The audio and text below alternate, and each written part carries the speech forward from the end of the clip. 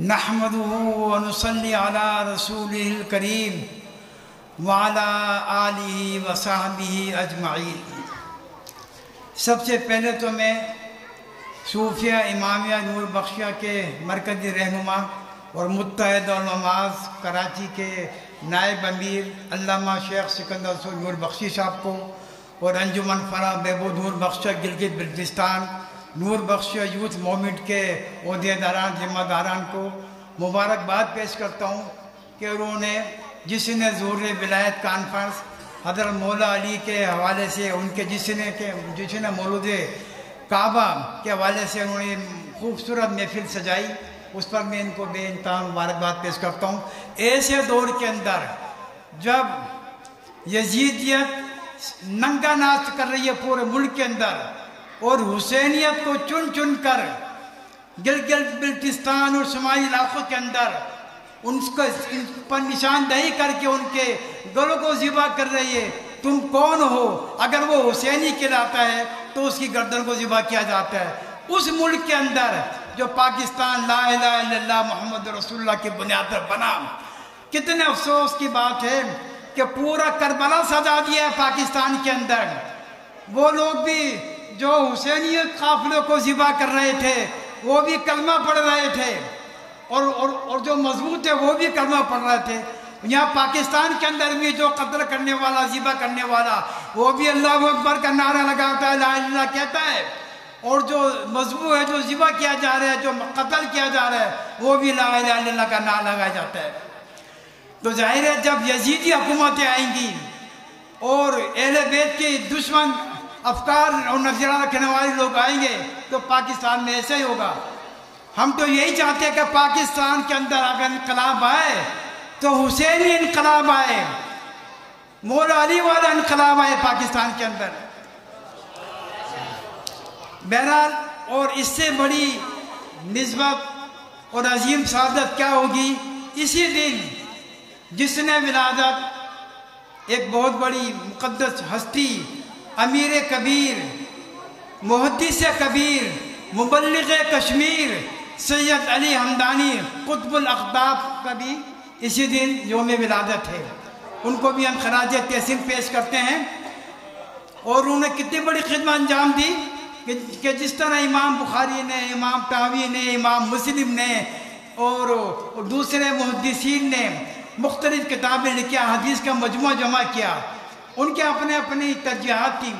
इस तरह सैयद मुहद्दिस कबीर ने, सैयद अली हमदानी साहब ने जो किताब का मजमूआ लिखा अपना हदीस का, उनकी तरजीह ये थी उन्होंने तमाम चीज़ें अहले बैत से ली, हज़रत अली रज़ियल्लाहु अन्हु से ली, इमाम ज़ैनुल आबिदीन से ली। तो ये बड़ी सादत की बात थी कि उन्होंने उसको मतमा नज़र बनाया, उसको मियार हक़ को सदाकत करार दिया। और हदीस भी हैं लेकिन उन्होंने इनको तरजीह दी कि जो रसूल करीम सल्लल्लाहु अलैहि वसल्लम के अहले बैत से हदीस साबित थी उसका मजमूआ उन्होंने बनाया मवद्दतुल कुर्बा। तो ये कौन सा उन्होंने जुर्म किया? मैं समझता हूँ यही अहले बैत का जुर्म था उनके साथ कि कुछ यजीदी क़ुव्वतें सूफिया इमामिया नूर बख्शे के ऊपर कुफ्र का फतवा लगाने लगे। हम जानते हैं इन पर कुफ्र का फतवा लगाने वालों को, ये वही लोग हैं जिन्होंने करबला के अंदर नमाज रसूल को शहीद किया था। जब उनसे कहा गया कि नमाज का वक्त हो गया है, हमें नमाज तो पढ़ने दो, तो उन्होंने कहा तुम्हारा नमाज से क्या वास्ता, छोड़ो छोड़ो जल्दी जल्दी इनको मिटाओ, हम नमाज पढ़ेंगे। कलमा भी वो नबी का पढ़ते थे, नमाज भी रसूल की पढ़ते थे। तो ये जो सूफिया इमामिया नूर बख्शे के ऊपर कुफ्र का फतवा लगाने वाले हैं, सैयद अली हमदानी के मानने वालों के मसलक पर जो कुफ्र का फतवा लगाने वाले हैं, उनका जुर्म सबसे बड़ा ये है कि वो अहले बैत अतार की बात करते हैं। हजरत इमाम शाफी से ने फरमाया था, बड़े बड़े उलमा मौजूद है तमाम मकातब फिरके देवबंदी बरेलवी लदीत। इमाम शाफी से फरमाया था अगर इमाम हुसैन से और अहले बैत से मोहब्बत का नाम शियत है तो इमाम शाफी सबसे पहला शिया है। और आज हम भी ये बतलाना चाहते हैं सबके मौजूदगी में, अल्लामा अब्दुल खालिक फरीदी सरफी और शेखुल हदीस मौलाना मुफ्ती मोहम्मद दाऊद साहब और मैं बिन्नौरी टाउन का फाजिल मोहम्मद अमीन अंसारी اگر اہل بیت سے عقیدت یہ شیعت ہے تو ہم سب سے پہلے شیعہ ہیں اور ہم سب سے پہلے موفی امام بخشیہ ہیں.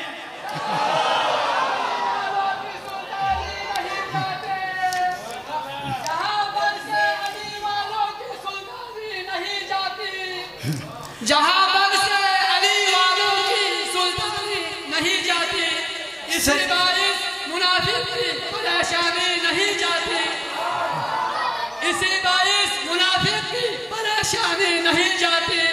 علی کے دشمنوں کی عاقبت پہچان لو محسن، وہ مرتے ہیں تو ان کی نسل پہچانی نہیں جاتی.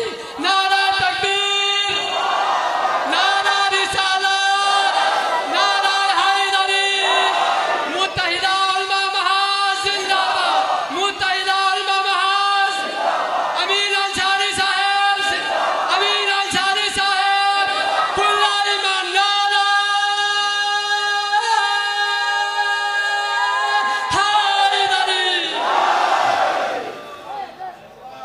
مجھے نام کر دیا گیا سید علی حمدانی کا کہ امیر کبیر، تو میں نے اس کے آگے لگایا محدث کبیر. بڑے بڑے محدث گزرے ہیں تو محدث کبیر میں کیوں نہ لگاؤں، جنہوں نے اہل بیت کو ترجیح دے کے احادیث کا مجموعہ جمع کیا. ہم تو حسین والے، اہل بیت والے، کیونکہ نبی کریم صلی اللہ علیہ وسلم نے اہل بیت کے لیے فرما دیا کہ حسین منی وانا من الحسین، اس سے بڑی کیا سعادت ہوگی. اور حضرت علی کے لیے فرما دیا کہ انا مدینۃ العلم وعلی بابوہا. جتنے بھی اہل علم ہیں اگر حضرت علی کے دروازے سے آئیں گے تو سارا علم و کمال فضل تو وہیں سے آئے گا. جو اس سے محروم رہے گا تو اس کے پاس کچھ نہیں آئے گا. عام طور پہ تمام لوگ یہ حدیث بیان کرتے ہیں، علماء بیٹھے ہوئے قبلہ یہ حدیث بیان کرتے ہیں نا کہ میں تمہارے درمیان دو چیزیں چھوڑے جاتا ہوں. نبی کریم صلی اللہ علیہ وسلم کے بارے میں فرماتے ہیں کہ ترکت فیکم امرین کتاب اللہ و سنتی. صحیح، کتاب اللہ و سنتی سب نے سنا ہوگا، لیکن کوئی یہ نہیں بتاتا کہ آپ صلی اللہ علیہ وسلم نے فرمایا تھا کہ میں تمہارے درمیان دو چیزیں چھوڑے چل جا رہا ہوں. ایک اللہ کی کتاب ہے اور دوسرا اہل بیت ہے. یہ کیوں ہم چھپاتے ہیں؟ وہ بھی حدیث ہے، کتاب اللہ بھی، سنت رسول بھی، اور وہ اہل بیت بھی، جس کی تائید حمایت رب کائنات نے قیامت تک آنے والے یزیدیوں کے لیے بتا دیا ہے. نبی بول دے ان سے، قیامت تک آنے والوں کے بول دے قل لا اسألکم اجرا.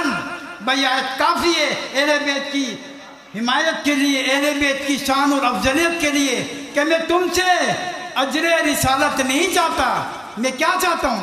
نبی کو تو معلوم تھا نا کہ کربلا میں کیا ہونے والے ہیں، کس طرح میرے نام لیوا میری اولاد کے گردنیں کاٹیں گے، ذبح کریں گے اور ان پر کفر کے فتوے بھی لگائیں گے.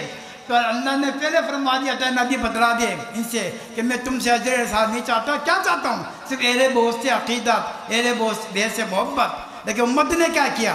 ان کو تو کربلا میں ذبح کیا، اور آج جو ان کا نام لینے والے ان کو چن چن کے قتل کیا جا رہا ہے، مارا جا رہا ہے، ان پر کفر کے فتوے لگائے جا رہے ہیں. نبی کریم صلی اللہ علیہ وسلم نے ہجرت کی رات بہت سارے صحابہ تھے، اس سے کسی کی شان گھٹتی بڑھتی نہیں ہے. علامہ فرید صاحب، نبی کریم صلی اللہ علیہ وسلم نے ہجرت کی رات امانتیں سونپنے کے لیے کس کو اپنے بستر پہ لٹایا تھا؟ کس کو؟ امانت لوٹانے کے لیے. قیامت تک بتانا تھا کہ امانت دار علی ہے، دین کا امانت دار، قرآن کا امانت دار، وراثت انبیاء کا امانت دار، امت کا امانت دار علی اور مرتضی ہیں. یہ بتانا تھا.